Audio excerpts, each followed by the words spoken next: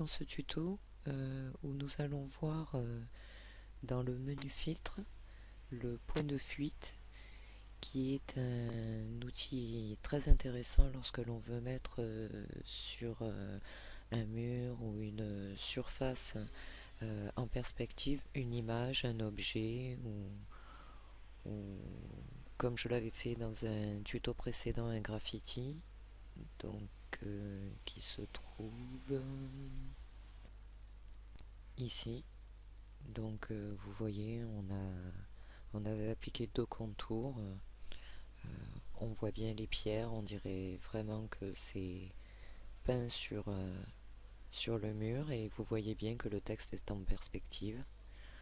Donc pour vous montrer, on peut aussi incorporer une photo. Là j'ai fait un autre exemple avec toujours du texte, mais là par contre avec une photo, une image.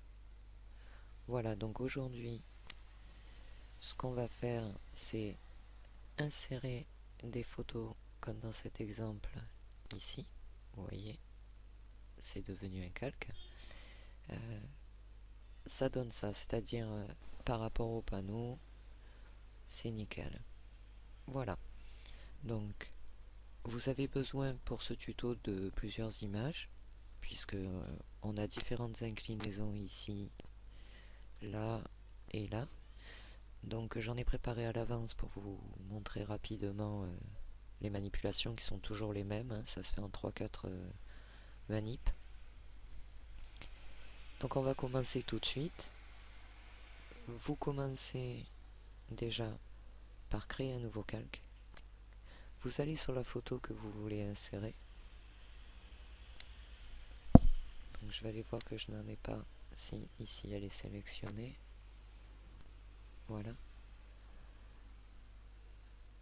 Donc par exemple cette photo, vous la sélectionnez dans sa totalité, donc CTRL A, vous la copiez, CTRL C, vous retournez sur votre photo d'origine, nous avons créé notre calque, donc on va dans filtre, point de fuite, comme vous voyez, j'en ai déjà préparé, donc il y a celui que j'ai fait, et là j'en ai déjà préparé deux, et je vais en faire un avec vous pour vous montrer comment on peut faire. Donc on a copié la photo, maintenant on va la coller, donc CTRL V, voilà. On voit bien ici les tracés, elle est bien plus grande, donc on va déjà commencer par la redimensionner, vous voyez. Là j'ai été trop rapide, donc elle s'est mise dans la position des perspectives qui sont enregistrées. Donc là on pourrait remplacer la photo si on en a envie. Ici j'ai donc fait une perspective, vous voyez la photo s'insère bien. On a là, voilà, ici.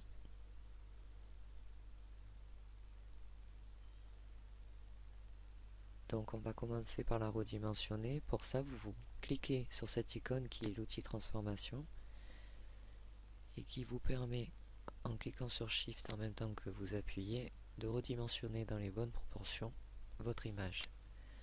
Donc elle est plus petite, là c'est beaucoup mieux. Hop, vous êtes satisfait, ok. Vous voyez, ici, ça a créé l'image dans la perspective et vous voyez que vous pouvez la bouger, hein, c'est toujours pareil,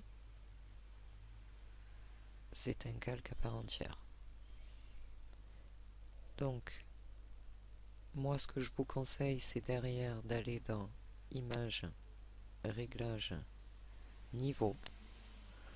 Vous cherchez pas à régler, le par défaut est très bien, donc vous faites automatique. Ok. Et pour que ça donne l'impression aussi, tout comme ces images, que c'est un petit peu flouté, mais très très peu, on va ajouter un filtre flou gaussien. Donc vous allez dans l'atténuation, flou gaussien. Vous le réglez sur 9, voire 1, et vous faites OK. Voilà, vous voyez, il y a cette même impression un peu de loin qui fonctionne. On va créer à nouveau un calque. on va aller chercher une autre image, cette fois-ci un peu plus dans ce format en longueur.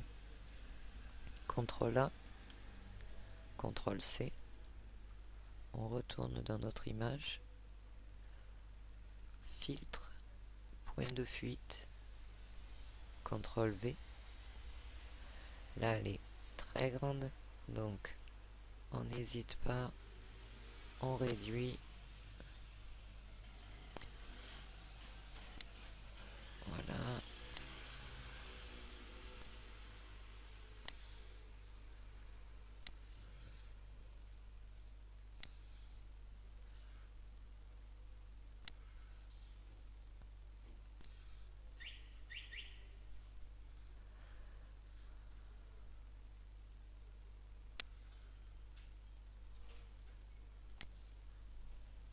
Voilà. Donc, on va la placer ici. Elle est très bien. OK. On fait à nouveau image, réglage, niveau, auto. OK. Et vous ajoutez dans filtre, l'atténuation et flou gaussien qui reste réglé sur le réglage d'avant. Et vous faites OK. Là, c'est peut-être un petit peu trop. Donc, filtre, atténuation flou gaussien. On va descendre un petit peu. Voilà. OK. Voilà. Donc, maintenant que vous avez vu le procédé, on va en créer un. Vous créez en avant votre nouveau calque. Là, je vais aller désélectionner pour pas qu'il mémorise autre chose. Voilà. Pensez bien à vérifier. Celle-ci, on l'a mis. Donc, on va maintenant mettre cette image, en tout cas un bout de cette image, dans cette photo. Donc, CTRL A, CTRL C. On retourne dans la photo. On a créé son calque ici. Filtre, point de fuite. Et là, on va le créer. Donc, vous vous mettez sur l'outil création. Et vous pouvez cliquer 4 points. Alors, tant que votre tracé est bleu, c'est que votre perspective est bonne. S'il devient rouge, comme là, c'est pas bon. Donc, voilà, vous réglez de façon à ce que ça devienne bleu. Voilà. Une fois que vous êtes content de votre résultat, vous faites CTRL V, se mettre sur transformation, et on va aller la placer. Voilà, elle a compris la perspective que je voulais lui donner. Maintenant,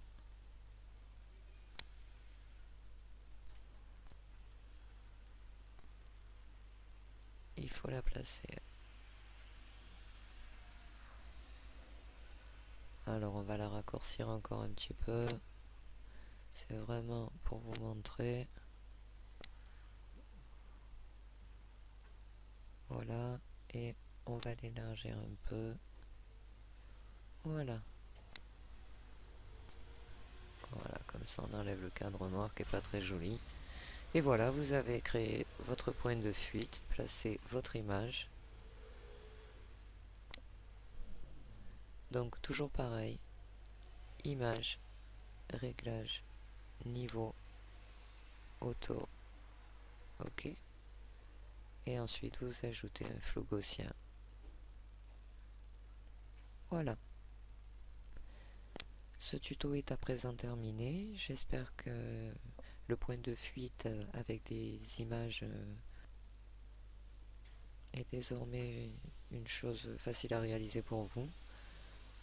Donc je vous remercie pour votre visite et vous dis à très bientôt pour un prochain tuto.